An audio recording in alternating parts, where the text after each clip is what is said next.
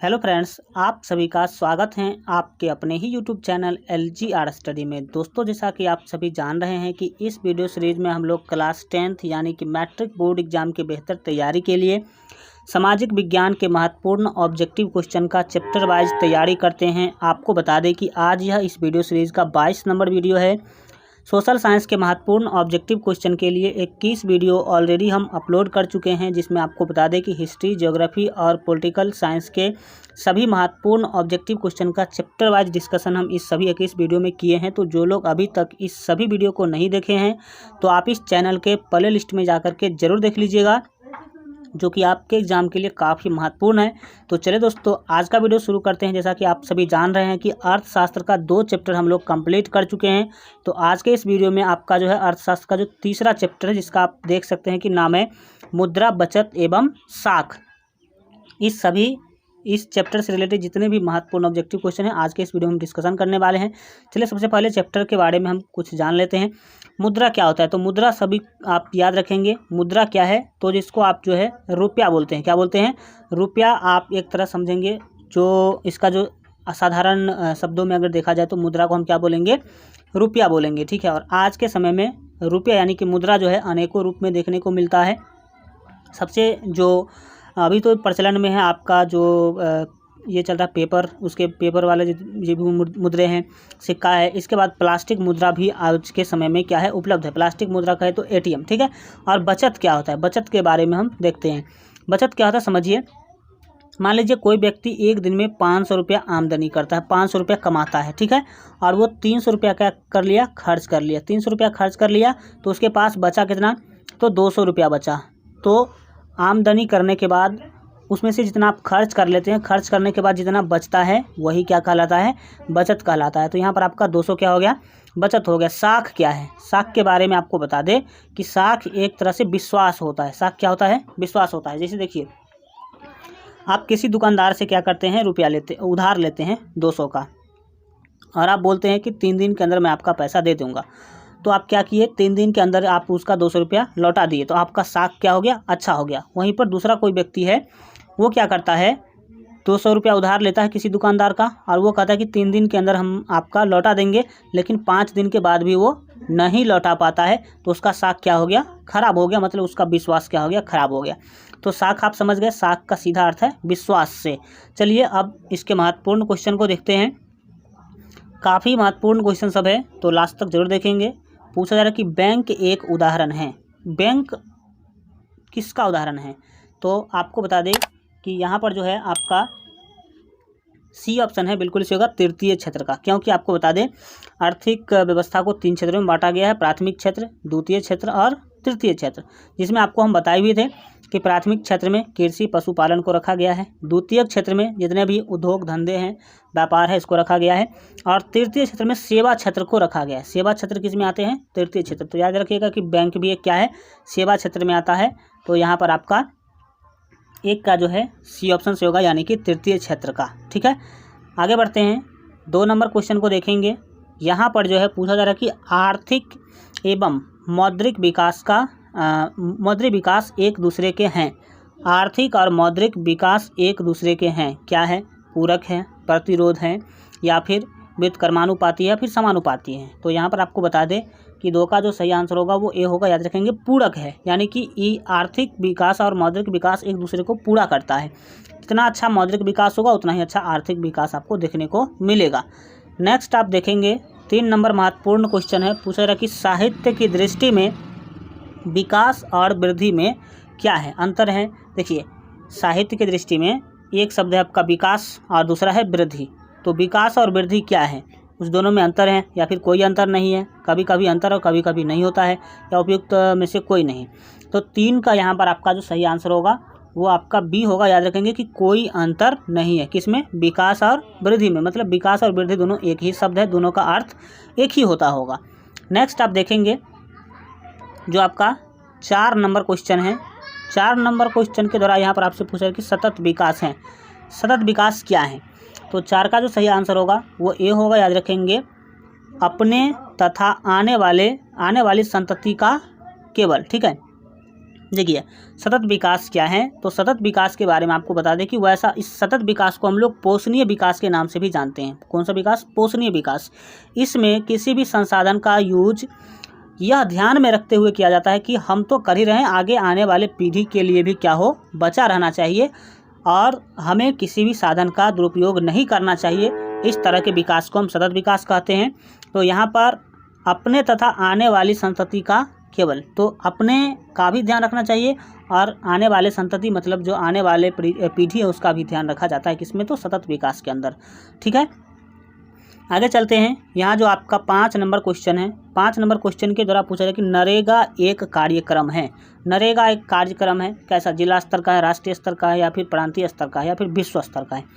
तो 5 का यहाँ पर आपका जो है बी ऑप्शन से होगा। याद रखेंगे कि राष्ट्रीय स्तर का है, पूरे देश के अंदर जो है नरेगा चलता है और इसके तहत जो है जितने भी BPL कार्ड धारक होते हैं उसको 100 दिन जो है काम करने का 100% गारंटी लिया जाता है। ठीक है, नेक्स्ट सरकार के द्वारा यहाँ पर आपका देख सकते हैं 6 नंबर क्वेश्चन है कि मिश्रित अर्थव्यवस्था का राष्ट्र है, मतलब कौन सा ऐसा देश है, कौन सा ऐसा राष्ट्र है जहाँ पर मिश्रित अर्थव्यवस्था है।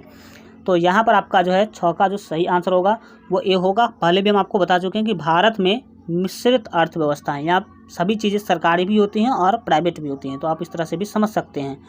नेक्स्ट आप देखेंगे 7 नंबर क्वेश्चन है कि योजना आयोग के अध्यक्ष होते हैं। पिछले क्लास में भी हम आपको बता चुके हैं, तो 7 का यहाँ पर आपका डी होगा और सही आंसर प्रधानमंत्री। योजना आयोग के अध्यक्ष कौन होते हैं? प्रधानमंत्री होते हैं। नेक्स्ट आप देखेंगे 8 नंबर क्वेश्चन के द्वारा पूछा है कि योजना आयोग के सदस्यों की संख्या होती है, योजना आयोग में सदस्यों की संख्या कितनी होती है? तो यहाँ पर आपका 8 का जो सही आंसर होगा वो बी होगा, डेट मीन्स 8 होते हैं। कितने होते हैं? 8 होते हैं, यह आप याद रखेंगे। नेक्स्ट देखेंगे 9 नंबर क्वेश्चन है कि प्लास्टिक मुद्रा है। प्लास्टिक मुद्रा क्या है? ATM को कहते हैं, ड्राफ्ट को कहते हैं, या चेक को कहते हैं, या उपयुक्त तीनों को कहते हैं। तो 9 का जो यहाँ पर आपका सही आंसर होगा ए होगा। पिछले वीडियो में हम आपको बताए भी थे कि ATM क्या है, एक प्लास्टिक मुद्रा का उदाहरण है। ये एक प्लास्टिक मात्र होता है और इससे आप क्या करते हैं, पैसा निकालते हैं और जमा भी कर सकते हैं और कोई सामान भी खरीद सकते हैं, आपको पता होगा। नेक्स्ट आप देखेंगे 10 नंबर क्वेश्चन है कि आय एक पारिश्रमिक है जिसे कोई अपने कार्य के बदले पाता है। तो किस कार्य के बदले पाता है? मानसिक कार्य, शारीरिक कार्य, या बौद्धिक कार्य के बदले किस तरह का काम करेंगे तो आपको आय होगा। तो 10 का जो यहाँ पर आपका सही आंसर होगा डी, यानी कि तीनों प्रकार के काम। या तो आप मानसिक काम कर सकते हैं, माइंड से काम, शरीर से भी अगर कोई काम करते हैं तो आपको पैसा दिया जाएगा, बौद्धिक काम बुद्धि से कोई काम करते हैं तो भी आपको पैसा दिया जाएगा। तो उपयुक्त तीनों तरह के कामों से आपको आय प्राप्त होता है। नेक्स्ट आप देखेंगे 10 नंबर क्वेश्चन पूछा जा रहा है कि भारत एक राष्ट्र है, कैसा है? अविकसित, विकसित, पिछड़ा, या विकासशील। तो 11 का जो यहाँ पर आपका सही आंसर होगा वो जो है डी होगा। याद रखेंगे कि भारत जो है विकासशील देश है। विकासशील का मतलब होता है कि अभी भारत विकास कर रहा है। ठीक है, विकास के रास्ते पे है, अभी पूरा विकसित नहीं हुआ है और इसको हम अविकसित भी नहीं कहेंगे। नेक्स्ट है 12 नंबर क्वेश्चन के द्वारा पूछा रहा कि श्रम का पारिश्रमिक है। श्रम का जो पारिश्रमिक होता है उसको हम क्या कहते हैं? श्रमिक काम अगर करते हैं आप कोई मेहनत करते हैं तो उसके पारिश्रमिक को जो उसके बदले आपको दिया जाता है उसको हम क्या कहते हैं? उसको ब्याज कहते हैं, या लाभ कहते हैं, लगान कहते हैं, या मजदूरी कहते हैं। तो 12 का जो यहाँ पर आपका सही आंसर होगा वो डी होगा। याद रखेंगे उसको कहते हैं मजदूरी। क्या कहते हैं? मजदूरी कहते हैं। अगर आप मेहनत करते हैं उसके बदले जो भी कुछ पारिश्रमिक मिलता है उसको आप क्या कहेंगे? मजदूरी कहेंगे। नेक्स्ट आप देखिए 13 नंबर क्वेश्चन है कि पूंजी का पारिश्रमिक है। पूंजी का पारिश्रमिक, पूंजी क्या होता है? आप क्या करते हैं कि कोई पैसा लगाते हैं, मान लीजिए किसी को पैसा देते हैं, कोई आपसे आया 10,000 रुपया लेने के लिए, तो आप उसको रुपया देते हैं, तो उसके बदले जो भी आपको लाभ मिलता है, जो भी एक्स्ट्रा पैसा दिया जाता है, तो उसको हम क्या कहते हैं? तो 13 का यहाँ पर जो आपका सही आंसर होगा सी होगा। याद रखेंगे ब्याज, क्योंकि देखिए पूंजी का पारिश्रमिक है, मतलब पूंजी मतलब रुपया। आप किसी को रुपया देते हैं तो उसके पारिश्रमिक के रूप में आपको क्या मिलता है? ब्याज मिलता है, तो उसे हम ब्याज कहते हैं। तो पूंजी का पारिश्रमिक ब्याज होता है। नेक्स्ट आप देखेंगे यहाँ पर 14 नंबर क्वेश्चन है कि भूमि का पारिश्रमिक क्या है? भूमि जब आप देते हैं तो उसके बदले में आपको क्या मिलता है? तो तो 14 का यहाँ पर आपका ए ऑप्शन है, लगान मिलता है। क्या मिलता है? लगान मिलता है। लगान जैसे देखिए भूमि देते हैं तो आपको पता, आप बोलते होंगे कितना हमें क्या चाहिए प्रत्येक साल में, इतना अनाज हमें चाहिए, तो भूमि के बदले जो भी कुछ आपको देता है उसको क्या कहते हैं? लगान कहते हैं। नेक्स्ट आप देखेंगे 15 नंबर क्वेश्चन के द्वारा पूछा जा रहा है कि गरीबी को जन्म देता है, यह कथन है। एक स्टेटमेंट है कि गरीबी को जन्म देता है, यह किसने कहा था, यह किसके द्वारा बोला गया था, यह आपको बताना है। तो 15 का जो यहाँ पर आपका सही आंसर होगा वो सी होगा, याद रखेंगे, रैगनर नक्सर्स का। किसका? रैगनर नक्सर्स का जो है यह कथन है, यह आप याद रखेंगे।